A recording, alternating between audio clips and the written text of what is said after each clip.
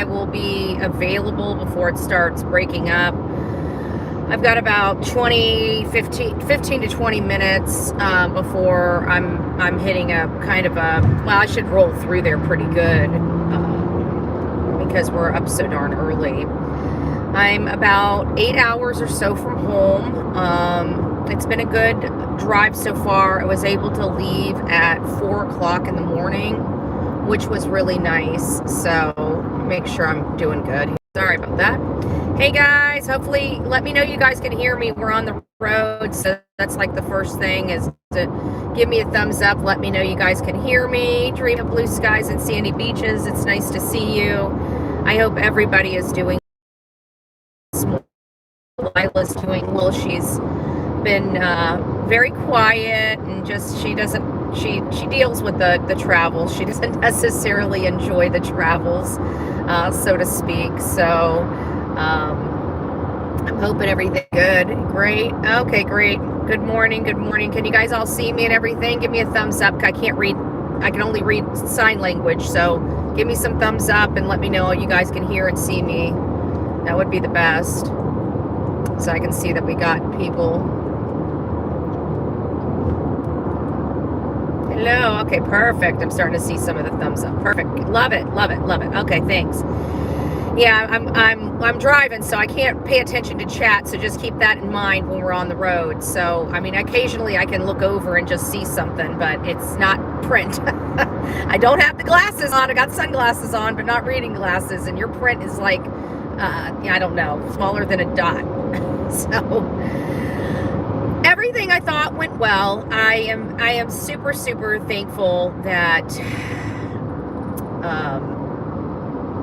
Brooke and her team were able to come out. That was super special. I had I heard that she might come out.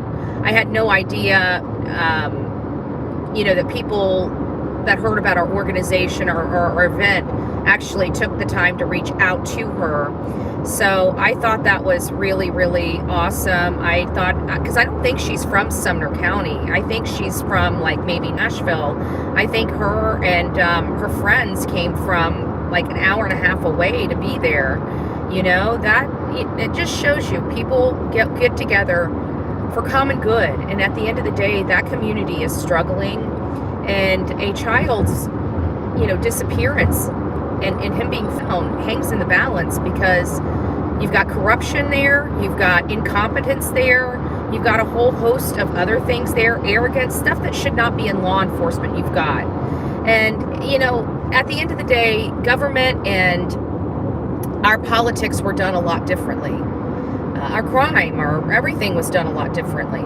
Some places are coming around. In half a mile, keep left to stay on I-75 South. Turn that off. Some of us are, where was I going with that? I just got sidetracked with the noise. That's why I had to turn it off, because I'm still pretty exhausted. This trip has I'm pretty worn out from this trip. And I was sitting there praying over, what we're going to do with Nancy Guthrie's case. And I think at this point, there's no point in spending the money to go out there. I think the news angle of this case, unfortunately, is almost subsided in the matter. I think that they royally screwed up that case as well. Will it be salvageable? Maybe, hopefully.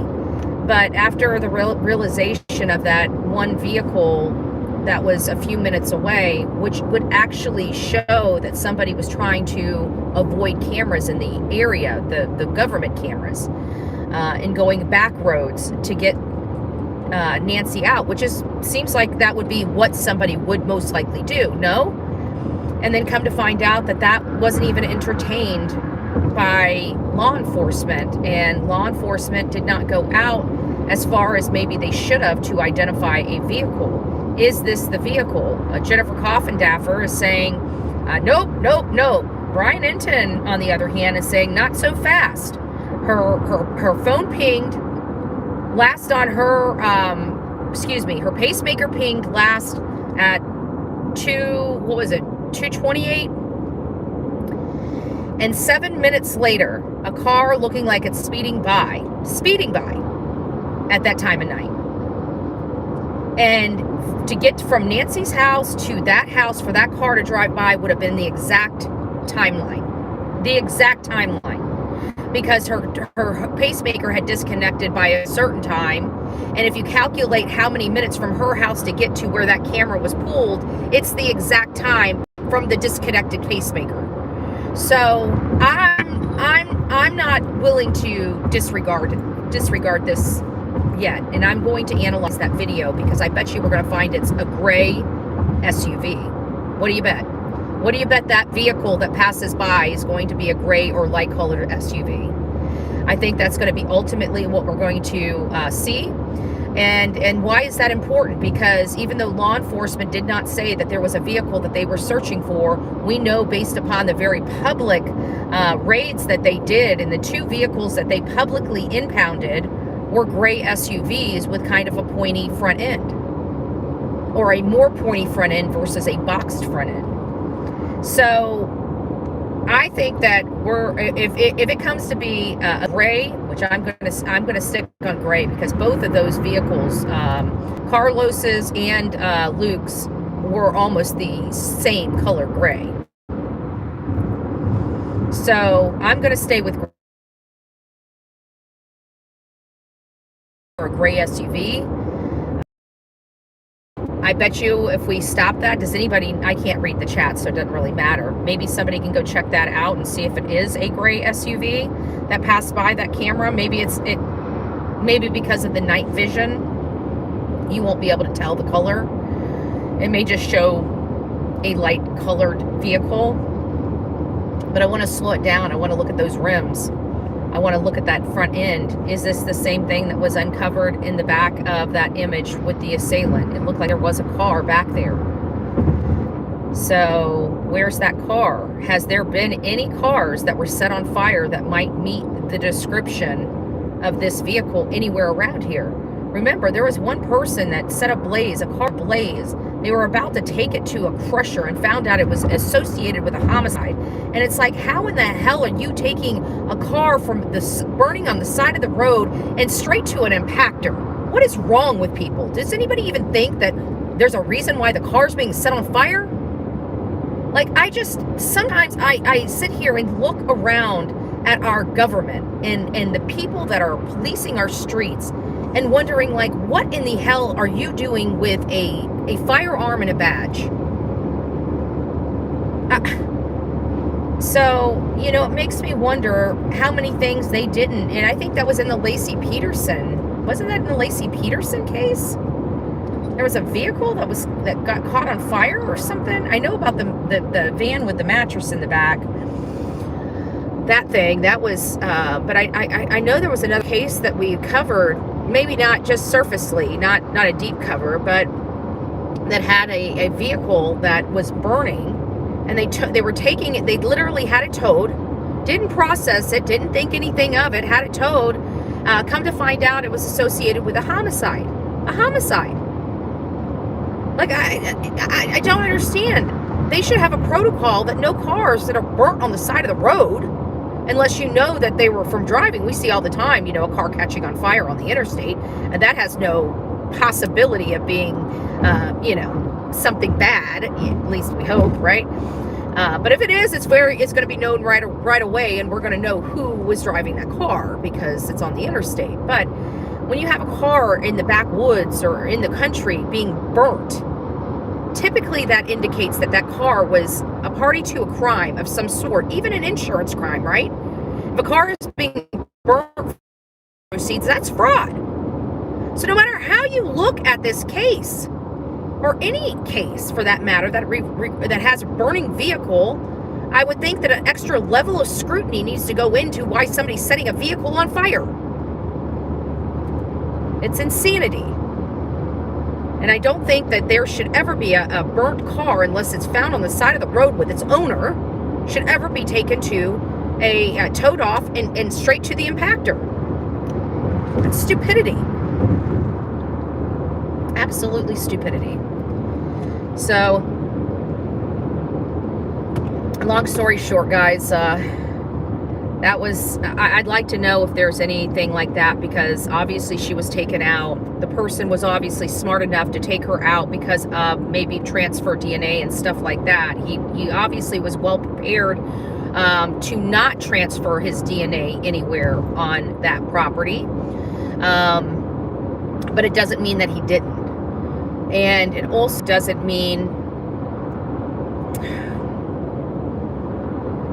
to me, it just means that he obviously knows that her body was bleeding. He knows that there has to be some DNA or forensic evidence in whatever vehicle he used. Was this vehicle rented? Was this vehicle his mommy and daddy's? Was this vehicle his? You know, where did the vehicle come from? There was a vehicle. There's no way Nancy could have been transported without a vehicle. I'm under a different mindset, I think, than, oh, this is an exit only. I'm under a different mindset than most, in my opinion, because I've truly believed since the onset of this investigation, I've truly believed that Nancy Guthrie, even from the very beginning, she was dead before she left the house. And the reason why I have that opinion is because, in all fairness, I couldn't explain why somebody would remove her out of that house. Why would they remove her from the house? You know, I went through a lot of different scenarios, even the sexual assault type of scenarios. And nothing really, in my opinion, hooked in to describe all this. And I was watching Brian Enton, and there was a criminology person on there. I absolutely think she's in left field. This are some things that I tell you, like, these are professors. These are people that have never done a crime in their life, talking to us about what they believe a criminal is. It's dumb. It's dumb. Yeah, sometimes they may have some things, but it's just dumb. It's dumb. So, in my opinion, this lady was completely off base. She's going back to this robbery bullcrap, okay? And that she believes, oh yeah, she kept bouncing about. This is what drives me crazy about these criminologists. And no offense, to criminologists or anything. I know you do your work well, but again, it's just, for me, it's common sense. Like, how can a non-criminal think like a criminal? Okay, I just don't. I don't believe. I mean, yeah, there might be some science to it, but I'm sorry. It's too subjective. It's too subjective for me. And at the end of the day, it's based on the person, whoever's thinking, whatever's thinking. So anyways, this lady was saying that she thought that this was a robbery gone bad. And she's like, that she didn't believe that he thought that this house truly had anybody staying in it. But then she goes, well, maybe he did case the joint. Maybe he did want to go in there thinking that this was just an elderly lady and she'd probably have a few things laying around the house. This is not what we're dealing with here. We're dealing with somebody that came to that house days or weeks before to case the joint. We have somebody that went into that house, most likely undetected, and ripped this woman out of her freaking bed while she slept. That is not a robbery. That is not anything that I even remotely recognize. But to think that this is some random burglar going into a house that he thought may have been empty, in my opinion, is ludicrous. But you know what? The criminologists, we don't know what happened. Everything that we're talking about, everything she's talking about, everything I'm talking about, it all is speculative. 100% speculative. Oh, thank you, Patty. Patty gifted a Bullhorn Betty membership. I can't see who got it, but welcome to this crazy family we call the Coffee Club, i.e. the Insane Asylum. Grab your straight jacket in your padded room. Honk, honk, because I'm a love machine.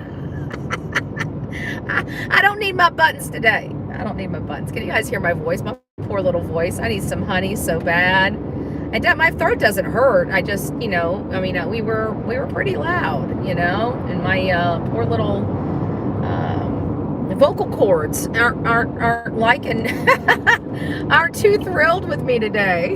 So, wow, this is great. We might cut out here in just a little bit. Hopefully you guys can still see and hear me okay. I think I went through the worst of it. Let's find out where I'm at. I think I went through the worst of it. I'll be able to tell in just 2 shakes of the lamb's tail. I feel like I'm supposed to go in a tunnel. Did I go in the tunnel already? Oh, I guess I must have. Did I go in the tunnel already? No, we didn't go in the tunnel already. Okay, it looks like we're coming up to it. No, I think we did go in the tunnel. I call it a tunnel. It's not really a tunnel. It's just like an overpass that's really, really dark. I'm in Atlanta. So I'm moving through Atlanta right now. I'll be out of Atlanta in just a few moments. But I'm actually, I've already passed Atlanta, it looks like. I'm on the outskirts of Atlanta right now.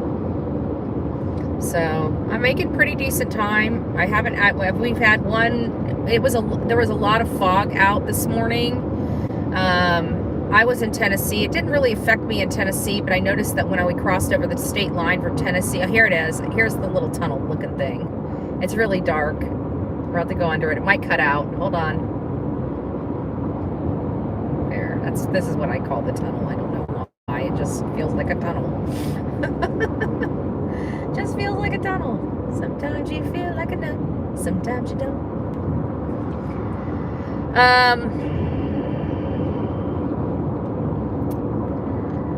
Well, I made great timing, but there was a bad wreck. It had to have been a pretty bad wreck, and it tried to detour me like when I left, and it was putting like an hour and a half on my drive time, and I'm like, the hell to the nah. I'm gonna drive until we get to the freaking traffic jam, then I'll get off and do the detour. But I'm not doing a detour before we get there. What if it's all cleared up?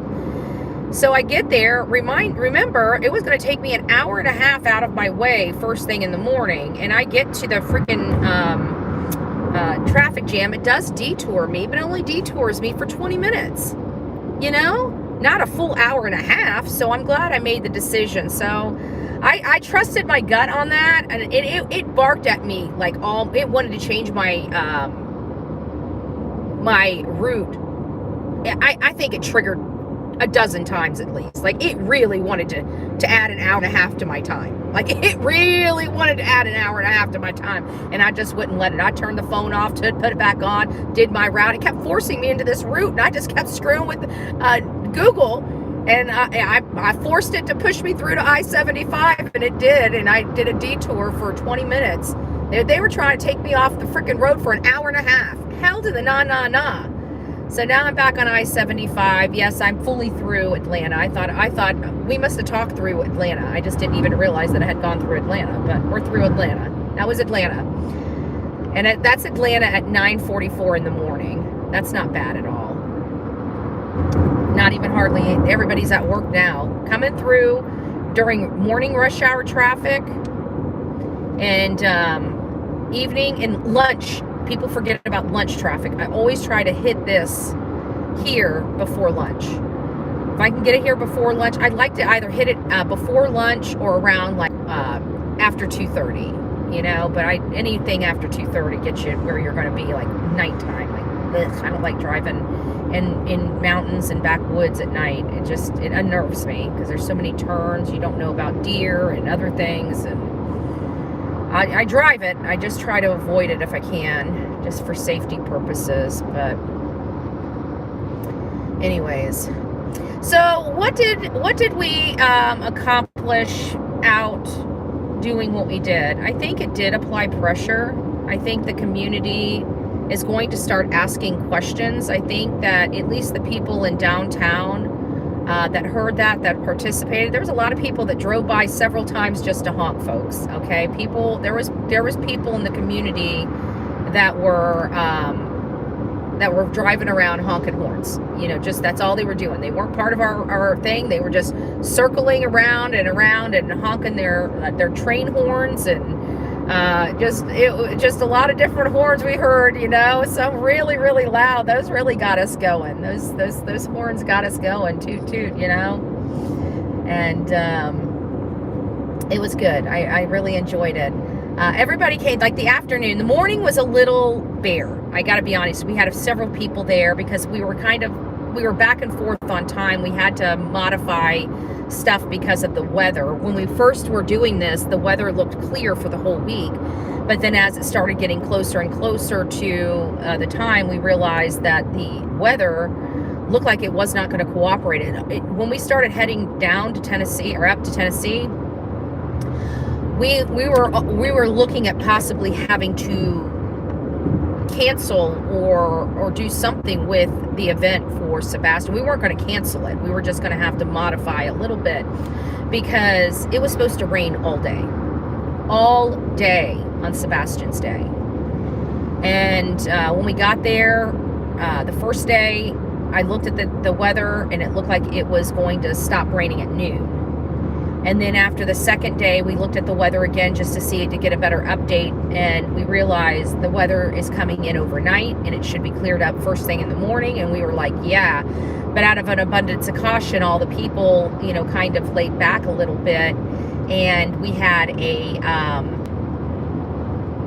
a lot of people end up coming in the afternoon. The afternoon was pretty huge, and many of those people were able we had 4 full double tables at this restaurant, filled with Sebastian's army.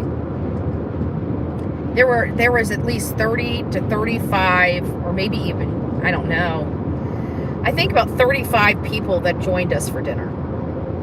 And that was from, out at that, and those weren't even all the people that had come.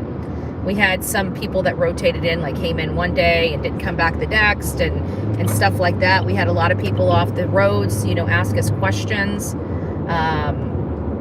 People that in that community that truly believe this boy had been found, because nobody's talking about him. Nobody's talking about him. I have never seen a law enforcement that wants a case to die so bad, and I have to ask myself why. Why in the world would a law enforcement body not be fighting tooth and nail to find out what happened to this boy? And it dawned on me. It really did. It hit me like a ton of bricks. They don't want this in their county. They're so corrupted. They're so corrupted. They don't want any out of their business. That's what it comes down to.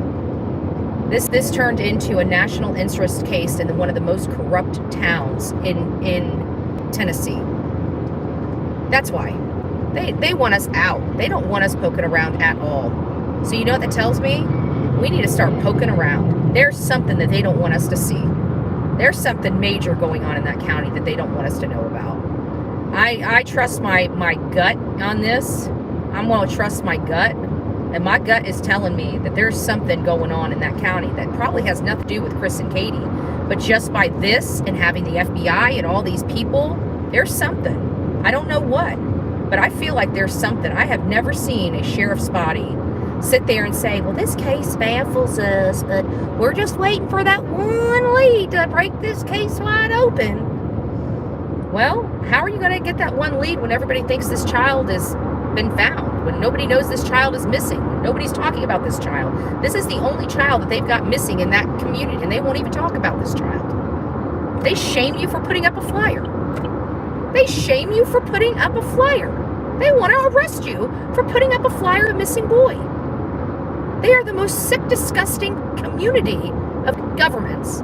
You guys got some people that are nice, and you got a lot of ostriches in Tennessee. You got a lot of people that like to stick their head in the sand, and they allow people to be abused. They don't care. They just want to live their life with no problems. Don't rock our boat. We're good Christian people that sit in the pews and keep our mouths shut. Don't rock our boat. Don't rock our boat. Because, even though the Lord teaches us we need to be active and involved, we're not going to get involved. We're good Christian folks that don't listen to the Bible. We need activity in this community. We need people to stand up and use their mouth. And people are scared to use their mouth. If I live somewhere where I'm walking on eggshells, there ain't no way. There ain't no way. So I don't want to hear people talk about country women being strong women. Well, country women, I've been leaning on you guys for, we got good ones. We got a few. But I can tell you they're few and far between. They're few and far between. Country women should be cougars when it comes to cubs. Cougars. And we have to literally pull teeth for the women out there in the community. Why? Why? Because it's not your kid? What if it is? You want everybody to turn their heads and look the other way and become ostriches when it's your child, or just when it's somebody else's child? I'm just trying to understand the culture in Sumner County, Tennessee. That's all I'm trying to do here.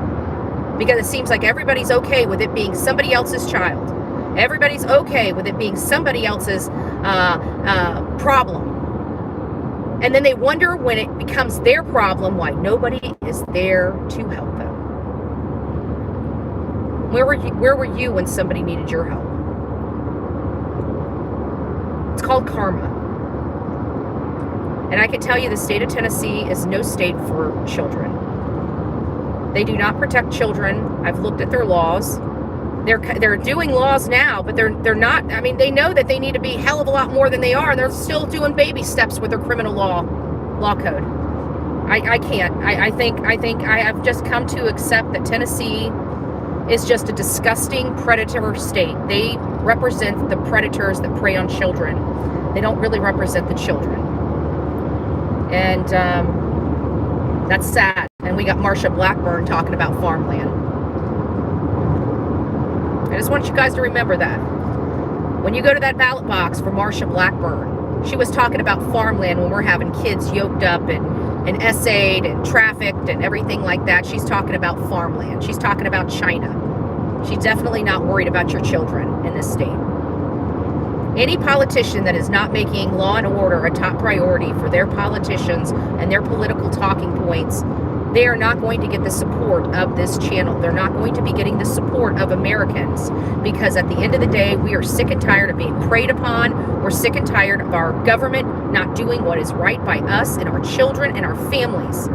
And this year, law and order has got to be on the ballot. 2028, law and order has got to be on the ballot.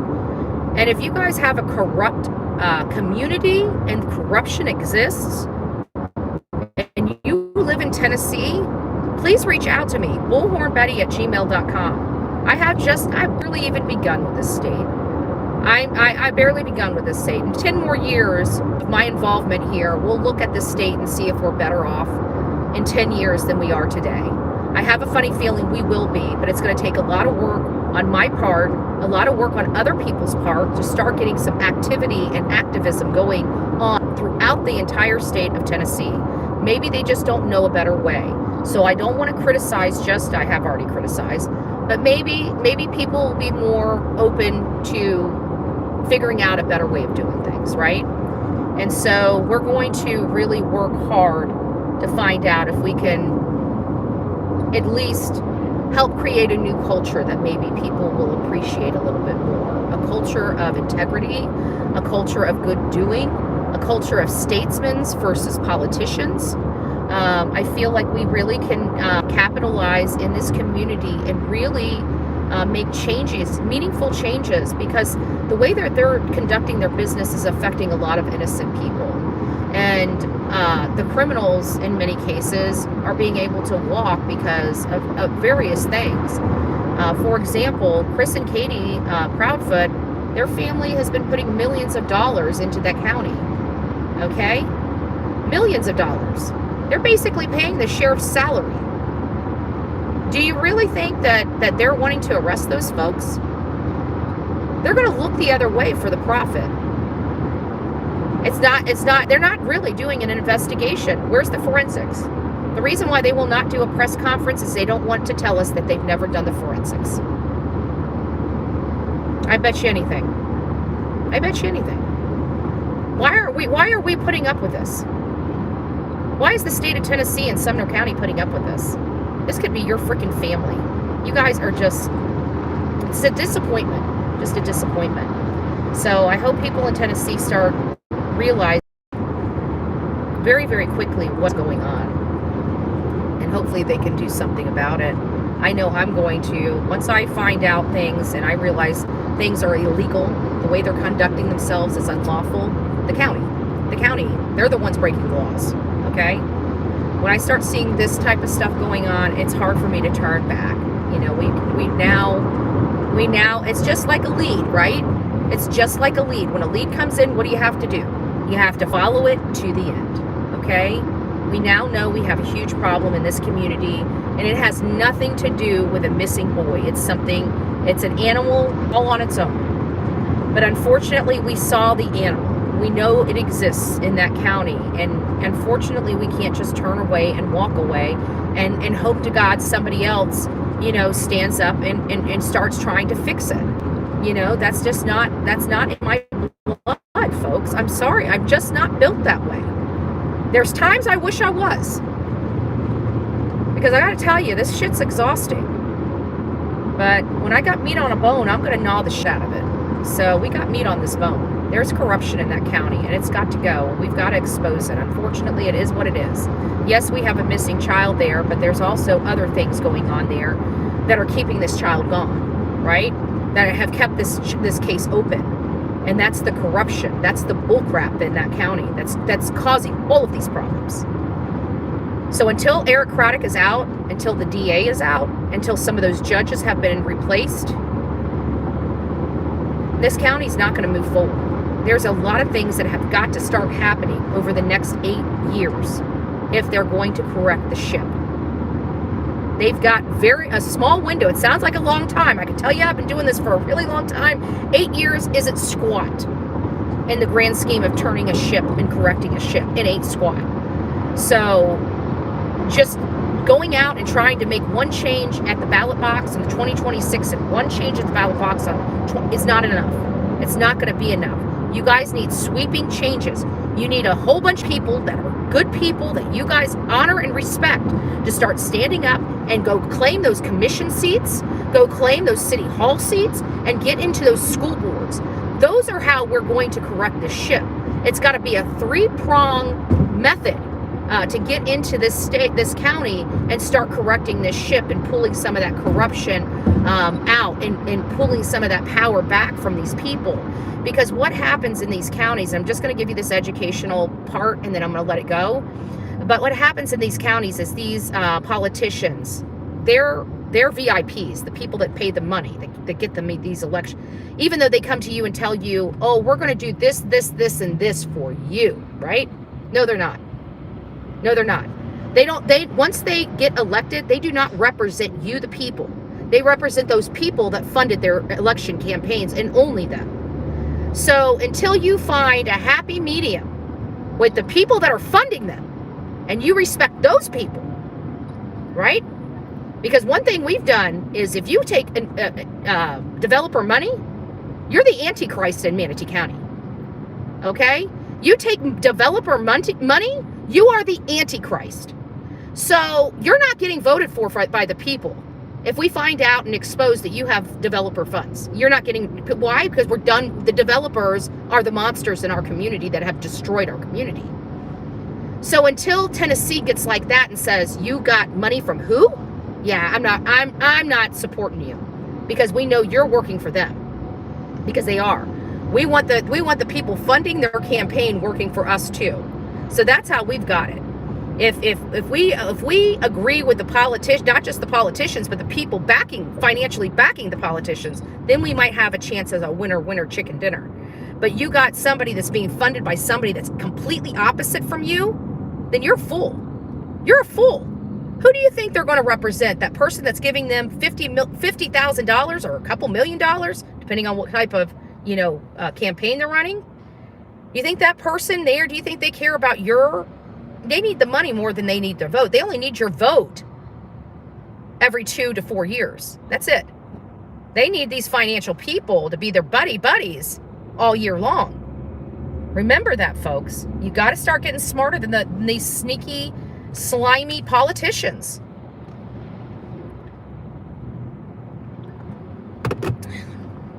So, I don't know. I just don't like Sumner County. So, I think at this point, we just need to go after the jobs. I think the jobs are going to be the most effective. I'm not going to sit here and have a pissing contest with these people. They're obviously clearly obstructing their own case. We're going to make some laws. We're going to get some laws passed in Tennessee. I guarantee that over the next 5 to 10 years that are going to be geared toward corrupted elected officials that are using lawfare, like Sumner County did. We're going to have to make sure that they have stiff penalties if they do this kind of stuff like they did to me ever again. So our work is far from done in Tennessee. And I think, I really truly do believe that Sumner County is starting to get a clue that they fucked up bad when they came after me. And if they haven't, they will. They will. I truly believe they will. Because one thing I don't do is break the law. I used to do it really well. And you know what? I was so good at it, I got away with most of it. Let's be honest. I've been arrested a lot of times, right? I've only been convicted twice, and those were DUIs, where I had a blow, and one I refused. So those are my charges, 2 DUIs. So not only did I do shenanigans, I got away with a lot of shenanigans. The stuff that I was arrested for, I was mostly defending myself in a lot of those arrests, period. So it's like, and that's why they got thrown out anyways. But as far as the criminal conduct I did, I used to do some shenanigans, folks. I used to do some shenanigans, from kingpin type shit to straight shenanigans, okay? Unlawful, criminal, felonious shenanigans. And by the grace of God, I've never gotten in trouble for it. There's a lot of things that I will never ever even, but will never even be known out of my closet. I'll tell you that. I'll know it. And, at some point, life got too complicated. The drugs were taking me down. The alcohol was taking me down. I wasn't right mentally, spiritually, physically. And something had to give. And, I'm very thankful that, even though me and my father's relationship is not the best, I'm very thankful for him pushing me for recovery. I don't think I would be the person. I believe I would be dead right now if it wasn't for my father pushing me. And I'm sure he'd rather, have a strained relationship with me and me be alive than him having to bury me, And it got to the point where, it was getting to the point where I may have had to be buried. And I remember him coming to me. He's like, I got $10,000 to get you better or bury you with. Which would you like? That was the conversation. That's how the conversation started. I'll never forget that. So now you guys got Bullhorn Betty. I don't break the law. I used to break the law. I used to be pretty damn good at it too. But I don't do that shit no more. I had my 9 lives. I burned through 8 of them. I'm keeping my fingers crossed on this one. Yeah, keep it real. Yeah. Absolutely. So, you just do what you do. So I have a lot of repentance to give, and that's what I was telling on Jen's site yesterday, Why do I do this? This ain't making me $1 million, folks, okay? I spend more money than I make, that when I'm on the road. Like, it's very expensive out here. Why do I do it? This is my repentance. I was a shitty freaking person in my 20s. Straight shitty. If I didn't like you, I would just sucker punch you. I was mean. I was awful. I was drinking. I didn't care about nobody. I had no worries about a person. I didn't care about nobody. Hell, I didn't even care about myself. And that took me to low places. But I'm glad I'm here. I'm glad I'm able to repent. I'm glad I'm alive, I survived, and it is what it is. I understand people, This boy, Sebastian Rogers, he didn't do shit. I was a troubled child. When I tell you I was a troubled child, I was a troubled child. I am surprised my mother decided to have another child after me. I'm still in shock. I'm glad she's here, of course, because I love my sissy. But I have no earthly idea what my mother was thinking. She had so much problems with me, sleepless nights, up nights, crying, wondering where I'm at, what I'm doing, blah, blah, am I dead, am I alive? And then she goes and has another kid. I'm like, what? What is wrong with you, lady? Are you glutton for punishment or what? Like, what the hell? But things happen for a reason, and we're definitely happy we got our sissy. But that's what really, really bothered me about this whole case, is just how much, and I think I brought it up to you guys many times, just how much Sebastian was in trouble. It always seemed like this boy was in trouble, and I'm like, I was a kid that was in trouble. Like, I didn't give a crap about nobody. I stole my mommy's car. I didn't care about nobody. Did I get in trouble? Yes, I got in trouble, but I wasn't in trouble like this boy here has been in trouble. And I just can't understand how a boy that's autistic, that stays in his room and plays and has maybe a few personal space issues, so what? You know, how the heck did he stay in trouble so darn much? I just couldn't for the life of me figure that out, because I truly was a troubled child. And maybe I did some of the stuff for a time. I don't know why I did half the crap I did. I'm looking back at 40. First of all, I don't remember half the crap I did, but you know, the stuff I do remember, I question myself, like, what the hell was I thinking? And I can't answer those questions. I have no earthly idea. Okay. Why did I do that? I don't know. Okay, I don't know. I guess it sounded like fun at the time. I don't know. I don't know. But Sebastian, he was always in trouble. You know, out of all the stuff I've done, I remember my dad being so pissed off. He came in because I didn't say hi to him, and I went straight upstairs and I grabbed the phone and I called my boyfriend or something, and it really pissed him off, you know? So my dad came up there and he ripped my phone out of the wall. Next time you come in, why don't you say hi to me? He made a very valid point. It's stuck. I bet you I never walked in the house without saying hi and checking on my dad and seeing how his day went after that. But, you know, I've gotten in trouble. I've had consequences. I've had things that I liked taken away from me. But I have never had my father or my mother go into my room and take every one of my possessions and throw it out into a garbage bag. Like, that would have been, even at me being a normal human being, would have been torture. Chris likes to torture people, in my opinion. He liked to screw with Sebastian. Anything he could do, if Sebastian just didn't do everything like a normal kid did, Chris wanted to make sure he knew how unnormal and how he was going to punish him into normalcy. And that's what Lisa B always, she brought that up, and I've used that sense because it fits. It fits. They tried to discipline Sebastian into normalcy, and I can just hear Chris saying, I know he could do it if he just tried. He's just not trying. Right?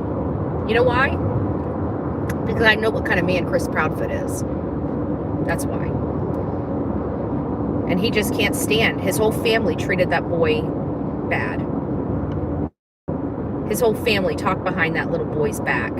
His whole family, oh, you know, Katie's son, you know, that kid, that retarded kid, right? You know they were saying that.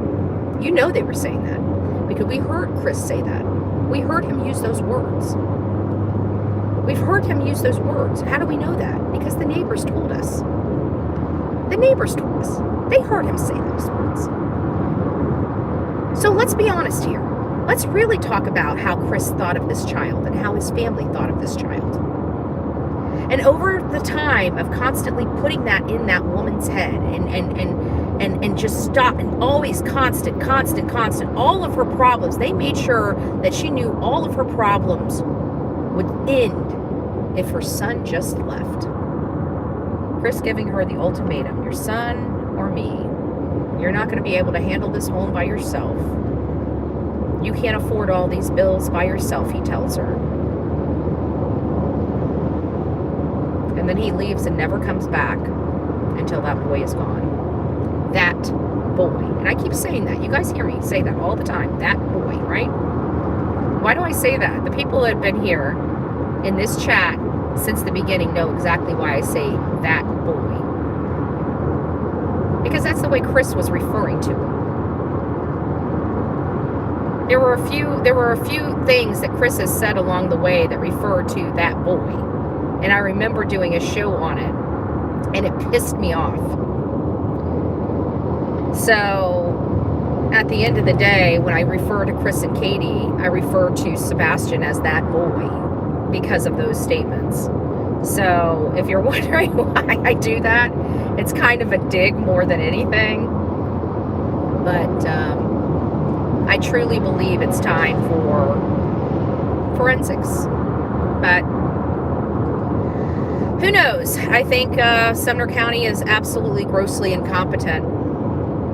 And if their investigators couldn't even get forensics done of the cars, they're not even worth the pay. They're not even worth the pay. So I think it's time for a full evaluation. So I don't know when I'm going to make the pool. I might do it in the middle, in between my my moving, because I'm going to be selling the house, and after this year, after this election, I'm going to be working on trying to get the house sold and moved. And I think during that time, while I'm holding that money, looking for another another house, and where I'm going to be living in Florida, I think I might go up there and rent a place. So I'm not technically, it'll be a second home type of thing. But I'm not technically, I'm a resident there, but I'm an owner, I have an apartment there. So, and I'm going to do that so I can start pulling public records. I'm going to go in that county and start renting an apartment or something so I can start pulling public. I don't have to be a resident of Tennessee.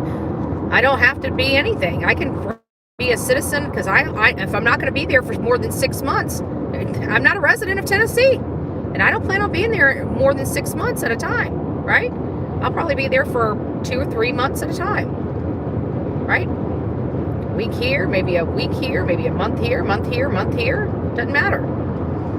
So I'll work the strategy for that. But I think I'm going to go in there and start evaluating staff, start evaluating who's the who of the county, who's the ones that are funding the county, who are the developers. That's what needs to happen.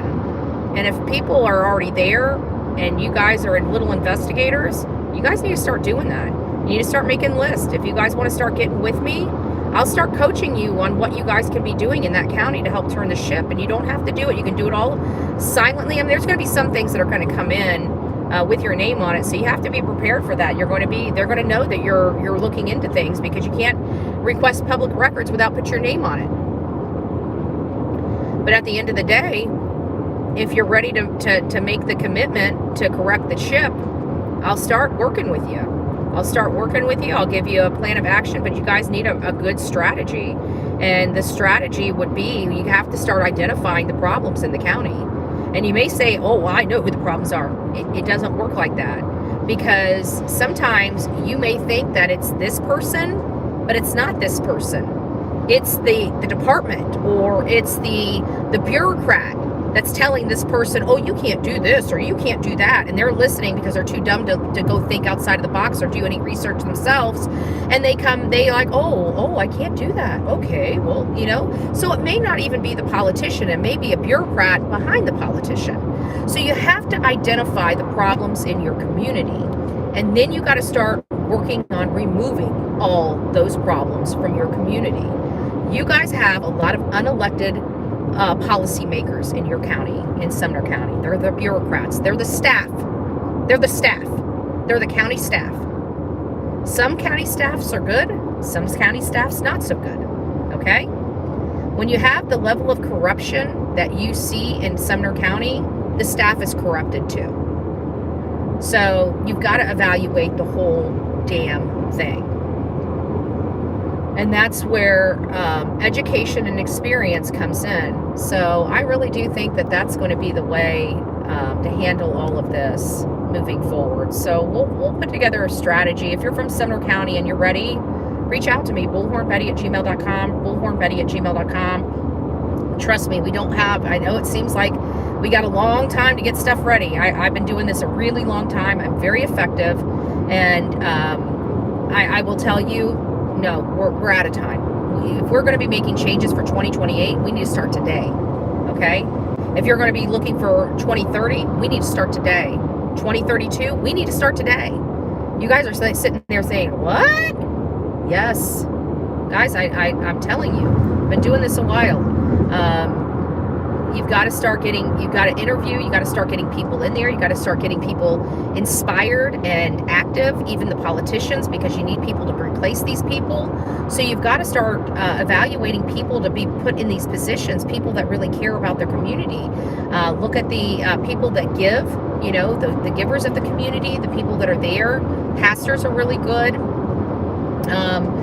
Sometimes not. I find with the pastors, in all honesty, the pastors on commissions, sometimes they have bleeding hearts. And with the bleeding hearts of a pastor, which, you love your pastors because they're great people, right? But when you're a taxpayer, you don't want that bleeding heart, because that when you have a bleeding heart on your board, that means you're going to pay more taxes, right? Because it just is what it is. So we had a pastor on our board. We had like 2 pastors on our board, and quite frankly, they were pushed around a lot by the other commissioners, and they were treated pretty poorly, and they weren't around long enough to be effective. So, there is that. That's something I can tell you out of the clergy, being community leaders. I would love to see more clergy be community leaders, because I think they have the mind and the heart in the right place to do that. But unfortunately, depending on how your county makeup is, it doesn't necessarily always work out to be a good thing. So, not because I'm saying it, just because the community, it's hard to explain. Like, say, I'll just make it simple. If you're in a heavily Democrat state and you have a pastor that helps both sides, it might tick off the base, the Democratic base, and vice versa with the Republican side. When you have a Republican-led community and you're seeing a clergy person, the commissioner that's clergy, lean or help, it causes a divide. That's the problem. It's not that they're not good at their job. Actually, they're probably the best at their job. It's just the elective body doesn't put them in power very long because of that, and that's the problem I'm talking. So I felt like I needed to clarify that. I didn't want you saying that we're anti, religious clergymen being on the board. In my experience, I think they should be, because I think they have the mindset of what communities do need. It's just that depending on your community, whether it's heavily Democrat or heavily Republican, whenever, especially in this crazy world we live in now, it's like everybody's just the line in the sand. So whenever we have that line in the sand, it does rock the boat when people start going over that line, or whatever the case may be. But I think that they should be more involved, because they have more of a mindset, the mindset that's needed on those boards. But it always seems to tick one side of the aisle off or the other. That's the only thing I've seen. But we need good people, so people need to start stepping up to the plate. And I would tell you, I even had like that Terry Frizzell, that awful attorney. He used to be a police chief, from everything I heard. I realized why he's not a police chief anymore. He's a joke. He does underhanded, unlawful stuff. In my opinion, the man should be in jail, not with a freaking law degree, but that's just my opinion. I haven't even started with Terry Frizzell yet. And just to let you know, if you guys want to clip it and send it to Terry Frizzell, you want to give me my $7,500 back, I'm not going to destroy your law firm. But I plan on being there. Trust me, when this stuff is all said and done, Terry, I'm going to be protesting your law office. I'm going to have the paperwork. I'm going to show them exactly. I think I might even bring a projector, so they can see your conduct in court. I might even take some of those emails we've exchanged, some of those nasty emails you sent me, Terry Frizzell. I might put those up there on that screen, let them show them what kind of attorney they're buying. This is the kind of attorney, this is what he thinks of you as your client. Maybe we should start doing that. I'm coming for you, Terry Frizzell. I'm coming for all of you. You guys have no clue. Might as well start getting those backbones and balls now. Day late and a dollar short. So that's where we're at, folks. We did a great job with Sebastian. We're still in this community. I get, every time I go here, I get more and more angry. And that's when I decided, you know what, we don't need to be angry anymore, and we don't need to fight. You know what we need to do? We need to start making people lose their jobs. That's the only thing that's going to be effective. That's that's the last thing. We've done diplomacy, it's not working. It's time to go after jobs. I'm going after everybody's job I can. I'm going to start funneling some funds in there. We're going to start doing some advertisement for on social media. Is going to be cheap, and it gets out to a lot more broader people. But we're coming to neuter some people in Tennessee, and I'm not going to be done until those people are neutered. So maybe vindictiveness might be my new. Maybe we'll have Vindictive Betty doll. We'll retire Machete Betty and get Vindictive Betty instead. Let's do this. That's what I'm saying. Let's do this. So there's always, you know what? There's always hell to pay. You do underhanded stuff, and you get caught doing it. You know, it's going to be exposed. There's going to be hell to pay. Look at this. This has gone on for 2 years. I'm going to be in freaking Tennessee for 10 years because of this. 10 years. Because I'm not going to get out of there until Eric Craddock is literally not the sheriff anymore. He has no idea. When I gun for somebody's job, I'm gunning for their job. I will not stop until he is off that force. Period. I will not stop. He's got the stink of Bullhorn Betty all over him. He's never going to wash that shit off.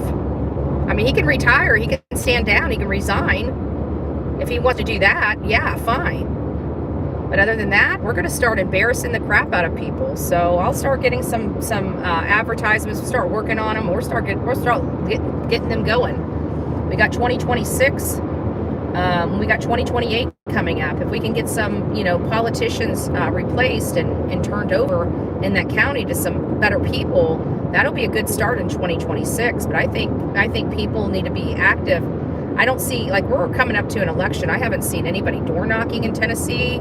I don't know how you guys do your politics. Do you just put people on a poster and say, here's who we want you to elect? I mean, it doesn't seem like there's a whole lot of activism in Sumner County, Tennessee around politics, and stuff like that. I don't get it. I guess we live in a different society in Florida. But it helps us, honestly. Oh, and Brooke brought up some good suggestions, some transparency boards and stuff like that. See, we have all that stuff in Florida. Like in Manatee County, we have all types of citizen advisory boards. All types for a lot of different things. And it's shocking to me that they don't have that stuff here or very limitedly. This is why they've been able to maintain control in the good old boy system, is because they've got no citizens involved. There's very limited citizen involvement in your community. I don't know. Anyways, I'm going to quit harping on it. We just need to figure out a strategy and start putting it out. I think Sumner County, once they start reclaiming their rights back, I think they'll feel a lot better. I bet you their taxes will start stabilizing too. We got to get the corruption out of there. Corruption is higher money for everybody. If you guys are sick and tired of paying so much money, then it's time to start making some decisions here. If you guys, you guys have been doing it this long, right? Why don't you try something new? That's all I'm saying. Try something new. I bet you'll like your results. You don't have to keep going with the status quo. That's my message to Sumner County. Sebastian needs a legitimate investigation. He deserves to have a good sheriff. And those are the things that we just do not have in Sumner County. And it is affecting Sebastian's case. So we'll see you on the flip side, guys. Have a great day. Thank you. I see some people donated. I didn't even see what you guys donated. I can't read because I'm driving. So I'm thinking that when we get back to the office, I know that a lot of people, Vendetta Betty. Oh, I like that. Vendetta Betty. Vendetta Betty. We'll have V for Vendetta or V for Victory. I guess we'll find out after we get Eric Craddock out of office. So now I have at least a goal. My goal is to make sure that Eric loses his sheriff's position. That is that is officially my goal. So game on, baby. Game on. All right, guys, I'm gonna let you go. It was a great live. Hopefully you guys were able to see me and hear me well. I don't know. It didn't seem like we had too many hiccups along the way. That's good. This is the second time on this trip that we were able to have a decent live without it fumbling all over the place. But I guess I'll check it when I get home. When I get home, we'll go through some of the super chats because I was live. I couldn't see what you guys were writing. And I know you guys were in the chat saying some stuff. And I just want to thank you all for the support while we were out there dreaming of blue skies and sandy beaches. I wanted to let you know that I took Sonia and Karen out for a nice dinner, and we had takeout. Oh my gosh, the Hero King place. Oh, good gracious. It was pricey, but oh good. It was good. It was good. It was good. And we had steak at Logan's. That's where we ate steak at Logan's. So we had a really, really, really good time with that aspect of it. And it was really good time seeing everybody out there fighting for Sebastian. And they're just beautiful people. There's just not enough. That's my point. Those people out there love this boy they never met. And having to try to pull teeth with a sheriff and argue with a sheriff just to give a press conference, just to give the world an update on a missing boy, and it's too much for him? It's too much for him to give that courtesy and respect to a child he's failed to bring home. He's disgusting. Eric Craddock is a fucking pig. He is a fucking pig. He is a fucking pig. Oink, oink, motherfucker. Oink, oink. So, I'm over it. And I'm sorry, but I like my pigs on grills, not as sheriffs. So, I guess it's time to fry his ass. All right, guys, we'll see you soon. Rock it out with your coffee beans out. Don't forget to be fearless. If you see something, say something. An ounce of prevention is a pound of cure. And until next time, please be safe. But more importantly, kind to one another. Rock it out. God bless.